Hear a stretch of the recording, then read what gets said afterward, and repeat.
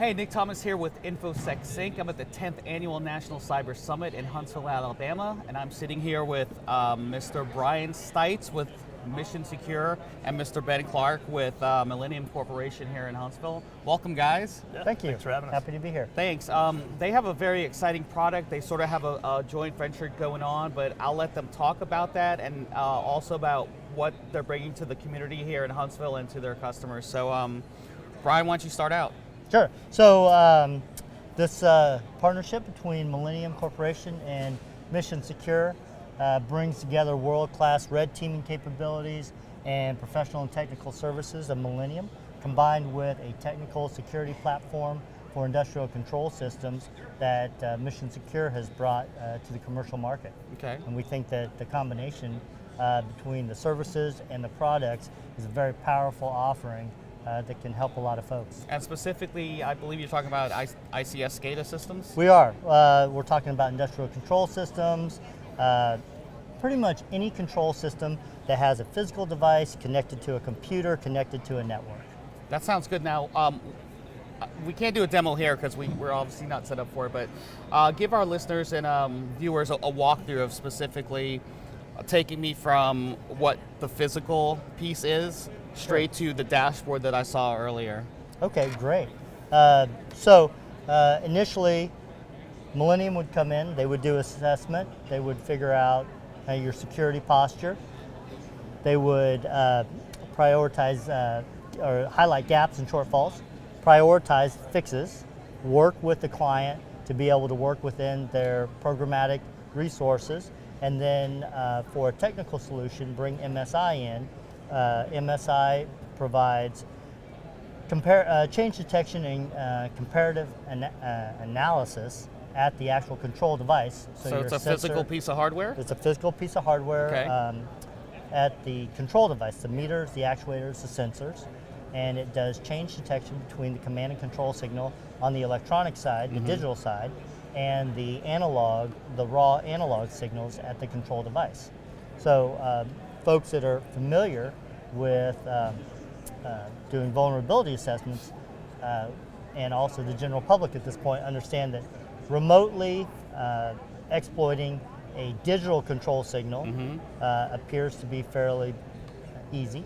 But when you bring in the analog signal, almost every time the analog signal to be able to manipulate that takes physical access, and that is very, very difficult. You have to be there for that. You actually have to be in person, and most of the facilities or platforms that we're talking about are guarded by gates, guards, and guns. Yeah, and your hardware that you actually have in the system is it an actual PLC that's like some super firewall or something that relays back or blocks? Yeah. So we have out? 4 components. Okay. We have 3 hardware components and a software component. The hardware components, one sits in front of up to 32 I/O devices, so it's scalable. Okay. One sits in front and in line of the PLC, which acts as more than an industrial firewall. So it does some whitelisting and does some encryption. Okay. And then we have an intrusion detection system that sits off a span port, and that monitors the network traffic.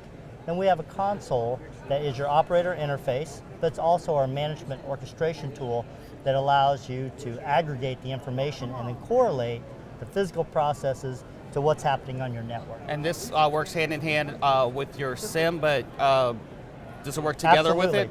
So we can port and be a feed into your SIM. What several of our customers have asked us to do is to be out of line with their SIM to validate that their operators are seeing truth on their wall of knowledge. But and still be able to go into their SIM as well, right? That's right, and we're out of band to essentially act as a validation.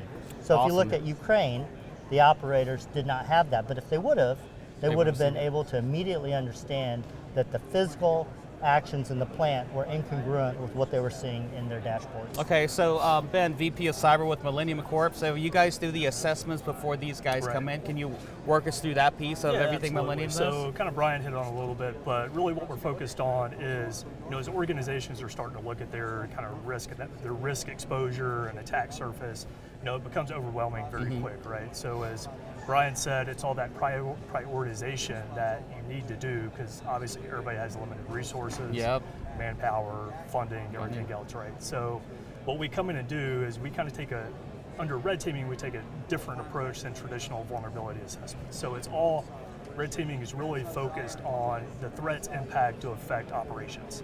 So it's not finding every vulnerability. And, It's kind of scoped doing into that project, It is really right? what can they do in a holistic picture to try and find that impact. So Excellent. once we do that piece and you have a good idea of your security exposure and everything, that's where we can come in and kind of really rate the risk and identify and prioritize, where these devices would be placed, on the most critical assets. This is a great in the match. Sounds like a organization. match made in heaven. We think so. We think so. Yes. So, Ben, your company's based out of Huntsville.